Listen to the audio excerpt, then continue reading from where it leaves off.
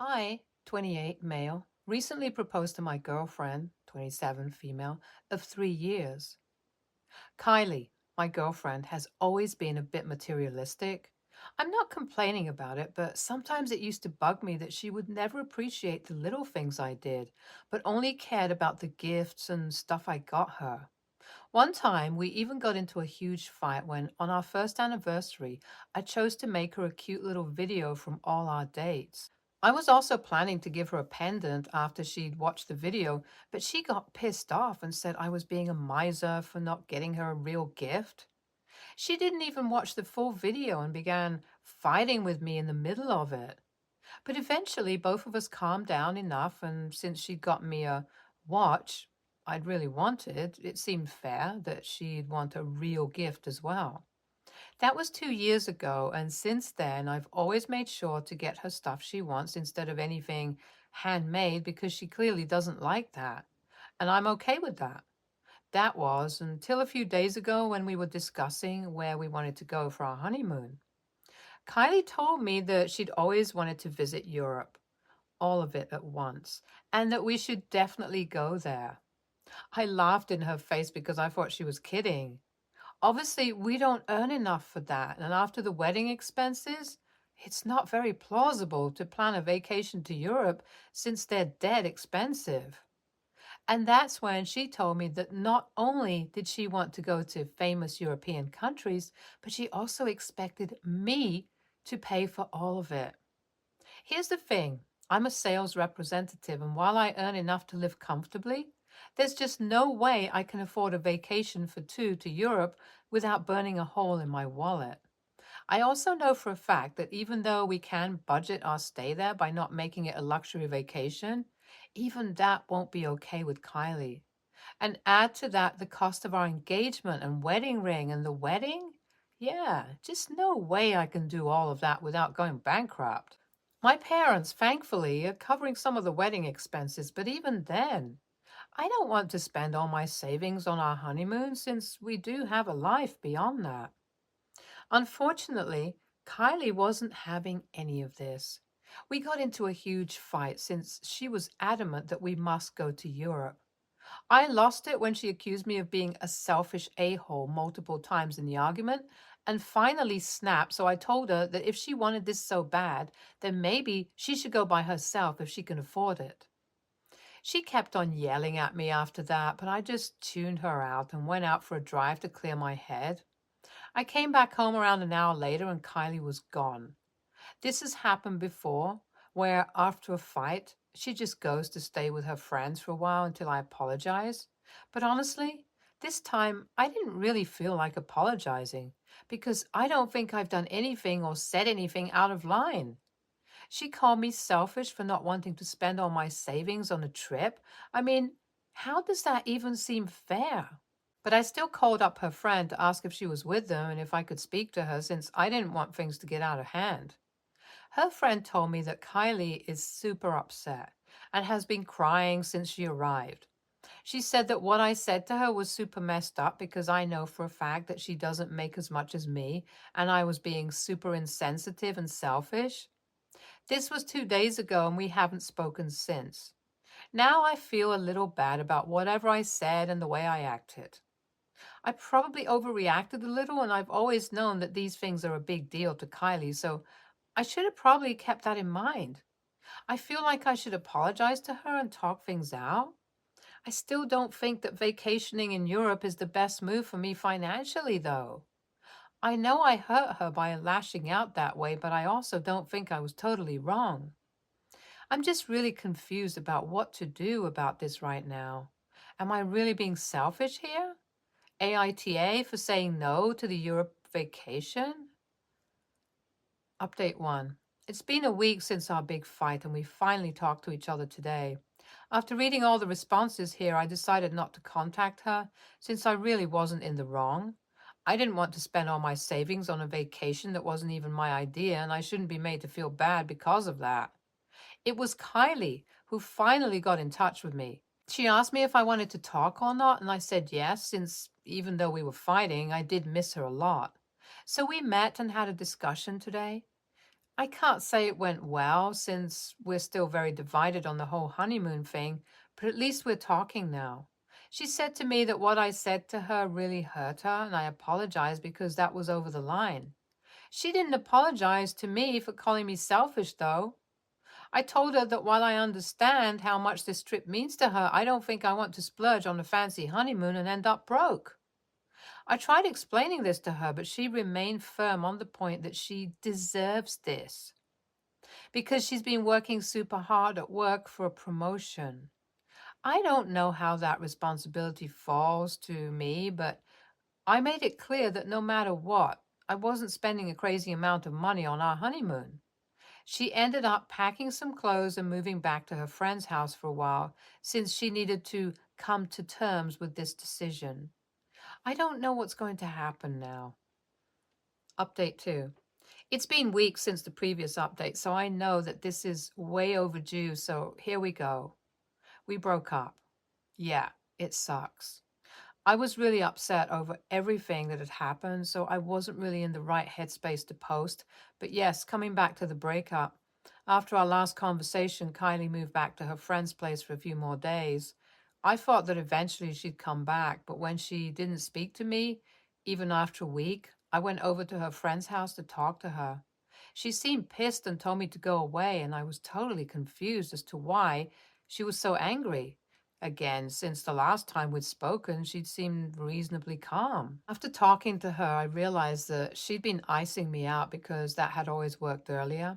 She would just give me the silent treatment and I would come running back to her, and eventually she would get her way. But this time, it wasn't working, and that's what was pissing her off. I was just shocked that she was actually admitting to constantly manipulating me so that I would come running back to her with little to no regard for how it would affect me and my emotions. That just really was the last straw. I decided that I was done chasing after someone who clearly has zero respect for me or our relationship and is willing to put it all on the line just for some stupid little trip. I told her that I wanted the ring back and that we were done. She didn't even say anything for a few seconds because that's how much it took her by surprise. Then she started crying and apologizing to me and saying that I didn't have to do any of that and we didn't need to go to Europe or anywhere. But that meant nothing to me anymore. I was just completely done with her. She sobbed there for half an hour trying to apologize and convince me to stay, but I had lost all feelings for her. I just sat there while she cried, waiting for her to return the ring. When she finally stopped crying, she managed to take the ring off and hand it over to me, all the while reminding me that she'll always love me and that she knows we're meant to end up together. That was almost a month ago. She called and texted me relentlessly to win me back for almost 2 weeks after that, but I didn't respond. And then I guess she eventually took the hint and then she just stopped. I did feel bad about it, but I'm not getting back with her anymore. Update 3. Last night, after almost 2 weeks of radio silence from her end, she finally came home to pack up all her stuff and move out for good. The friend she'd been living with also came with her and helped her pack. She told me that I should reconsider since she's been really torn up ever since I dumped her. I didn't know what to say to her anymore since what's done is done. I'm just done now. We barely even spoke except for before she left. She said thank you for everything and goodbye and then left. It broke my heart all over again, but I knew that this was the best decision that I could have made. She's taken off all the pictures of us from her social media accounts and basically just removed all public traces of our relationship ever existing. I haven't found the strength to do that yet, though, but I know in my heart that I did the right thing. I'm focusing more on my work now and trying to learn to live without Kylie. It's lonelier, sure, but whatever. Maybe we'll find our way back to each other someday, but right now, it's best for us to stay apart. It's been tough on me, but my friends and family have been there for me, and I know I'll get through it. NTA at all. I'm glad that you decided to stand up for yourself because that sounds like it was much needed in this case. Honestly, she seemed to be a huge red flag right from the beginning. You deserve better, honestly. You seem like a good stand-up guy. NTA, if she wants that vacation so bad, then she can pay for it herself. You were right in saying that. I'm surprised you didn't end up saying more. Edit. Just read the updates and man, this straight up sucks. I'm sorry this happened to you, buddy. Best of luck for the future. Kylie isn't worth it. You're definitely NTA. Next story. My sister's husband took off and left her with their 2 kids. She's having a hard time supporting her and her kids, so I've let her and her kids move in with me. I figured it would be a win-win for both of us since I am also a single parent and could use some help with childcare for my own 2 kids. We haven't run into any issues so far except when it comes to this one thing. I have since pretty much forever gotten takeout or gone out to eat once a week. It's sort of a special reward meal for the end of the week. Now that I have kids, of course I include them, and nowadays I just let them take turns choosing what we're going to have. Soon after my sister moved in, I realized that she could not afford to go out to eat or get takeout every week. It's not in my budget to pay for them in addition to my own family. I thought it would be mean to order takeout in front of them, though, so I made a new rule with my kids that for the time being, we were not going to get takeout and only go out to eat for our special meal. My kids were fine with it because they could still go to their favorite places. On this past Saturday, before we left, one of my nieces got upset because we were going out without them again, and they never get to have good food anymore. My other niece also said it wasn't fair and it turned into hysterics, so we quickly left. My sister has now asked that I not take my kids out as much anymore. Instead, she thinks we could just do pizza once a month together and that it wouldn't be such a big deal to stop going out. I'm okay with the idea of pizza once a month with them, but I think it's a little unfair to my kids to stop our tradition for the remaining weeks of the month when they look forward to it so much. Also, on a selfish note, I really enjoy it. With 3 other people in the house, I don't get as much time alone with my kids. I enjoy the company of my sisters and nieces, but sometimes I just want to have a meal alone with my kids. NAH. I say that rather than NTA because I'm giving your sister the grace that this is a hard situation for her to navigate, and explaining the breakdown of a family to young kids is hard enough without having to also explain why they can't have all the things they used to have, but have to watch their cousins get those things. I feel for her, and assuming your relationship is good otherwise, I don't think she's TA. More like a stressed parent trying to do the best she can.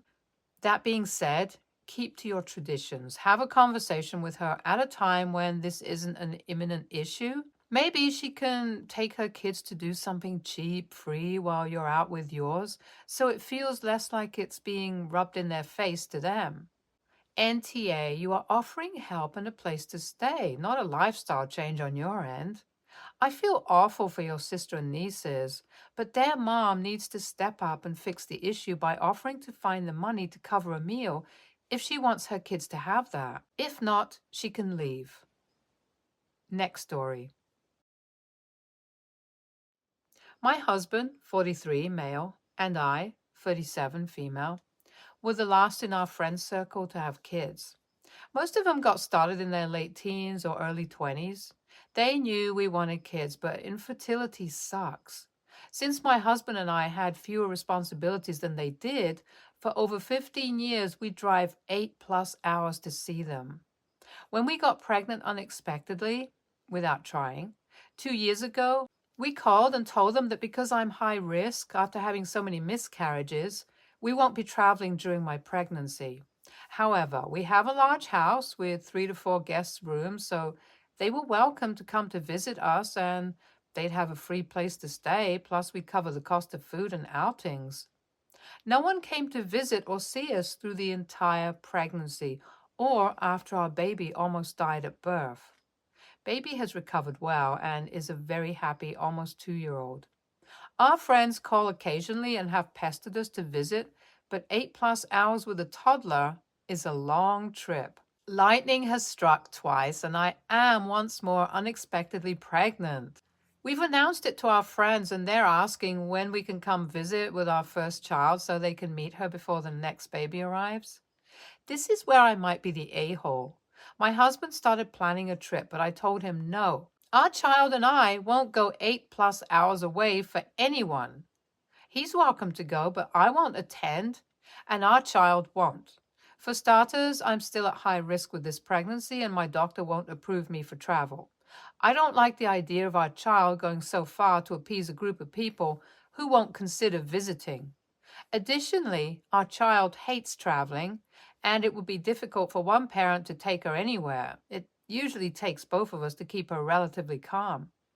And while our friends and family are also parents, most of them have children in their upper teens or 20s who are less dependent on them. This is by their own confession. I've also told my husband I find it selfish that the family and friends in question have traveled to near where we live but have made no effort to stop by or even tell us that they're close until after the trip is done. My husband is a bit frustrated with me, but I told him we put everyone else first for over 15 years, and I think it's time to be selfish. Pregnancy hormones make me a bit testy, so AITA? NTA, first, high risk pregnancies should have shut the conversation down. Second, people with young children cannot always travel easily or often. When my sister's children were young, she told our extended family she wanted her kids to wake up on Christmas morning in their own home rather than 300+ miles away. A couple of siblings were bent about it, but she stuck to her decision and her husband backed her up. It makes sense. Just because OP's husband wants to go doesn't mean high-risk pregnancy wife and young child also need to go. Maybe pregnancy hormones are involved and maybe not, but OP is NTA here. Husband? A bit. RO1. To be fair, my husband grew up with his friends since he was 5. I'm sure he misses them. That's why I told him he absolutely can go. I won't. But he doesn't feel safe traveling away from me and our kid. Feel free to tell your friends that it's their turn. Instead of merely inviting them, tell them it's their turn. Explain how much you loved visiting them, knowing that it was so difficult to travel with kids and you were happy to make the trek. But now it's their turn to visit since now it's difficult for you and they have more opportunity. They are probably just so used to you making the distance that they don't even stop to think of why they should do it now for you. Maybe create an event. Since you have the room, put together an event where they can all come visit for a weekend and you can see everyone all at once. NTA, high risk means you need to stay closer to the medical providers who know you and your situation. Also, traveling solo with a 2-year-old is not a piece of cake. Next story. Throwaway account so it doesn't get back to me. I'm 26, male. My girlfriend's female, 24, and I recently moved into a new condo. We decided to have my family, parents, older sister, younger brothers, and a cousin, and a couple of friends over to watch the Super Bowl yesterday because we wanted to show off the new place. For context, my girlfriend is a big Rihanna fan and was extremely excited for the halftime show. She's Black and originally came to the US as an international student from Barbados. Apparently, Rihanna is too. And wound up staying for work. When the performance started, girlfriend adorably lost her goddamn mind, singing and dancing with me, just generally a good time while everyone else commented on the performance, the outfits, and if Rihanna was pregnant or not. Nobody seemed bothered at the time. While everyone was leaving and my girlfriend had started her night routine in the bathroom, my mom joked about my girlfriend being a little inappropriate with her dancing.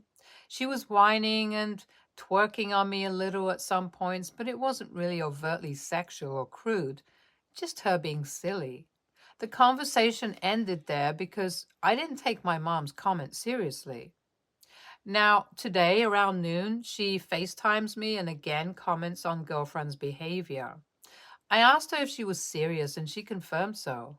After a back and forth, she wound up using the words ghetto and vulgar to describe my girlfriend, and I got angry fast. I told her to stop being a racist a-hole and that girlfriend was just excited to see the performance, and she was the only one complaining. Mom asked what she said about race. And I was basically yelling that my girlfriend's culture includes things like that and it wasn't inherently vulgar, at least in this context. Mom hung up mid-argument, and later I get calls from my dad and older sister berating me for hurting my mom's feelings. I don't know if this was initially my sister's feelings or if Mom swayed her, but she said it was a little ghetto. That's how they can be. I got pissed off again, especially at the word they, and yelled at sis. Now, my entire family is pissed at me except for the youngest brother, 16, who does think Mom and sis were judging too harshly. I haven't told girlfriend yet because I don't want to ruin her good mood about the night. I intend to before she can hear it elsewhere. But from my standpoint, she just enjoyed herself seeing one of her favorite artists perform for the first time in years. And I hate to dampen her mood. Am I being TA here? NTA. Yeah, your mom and sister's comments are racist, and your family is enabling this. Ghetto isn't something to throw around. You should send them some historical context about this word and the ghettoization of Black Americans through racial injustice. I can understand your mom not understanding Afro Caribbean dancing and being confused or perhaps put off by twerking, like many older folks, but it doesn't justify making racist comments. NTA, as a Black woman reading this, I can attest that what your mom and sister said was indeed rude and offensive. Do not back down from them for the sake of family. If they're willing to say that about someone you're literally dating, imagine what they have to say about random BIPOC people on the streets. The only thing ghetto here is how they have been handling the situation and their fixation on it. Meanwhile, your girlfriend likely had a blast and thought everyone else did as well. L mom, L sister, W Rihanna, W girlfriend, W boyfriend. NTA, that's how they can be. Your sister is telling on herself. Also, whining and twerking are an ingrained part of Caribbean culture. It's not ghetto. Literally everyone, irrespective of class, partakes in it, from the wealthy elite to those living in actual ghettos. Has she never heard of Carnival? It's government sponsored. Prime ministers, presidents literally attend its opening. Your family are clearly very ignorant, except for your brother. He sounds cool. Stay tuned for more stories from our girl relationships.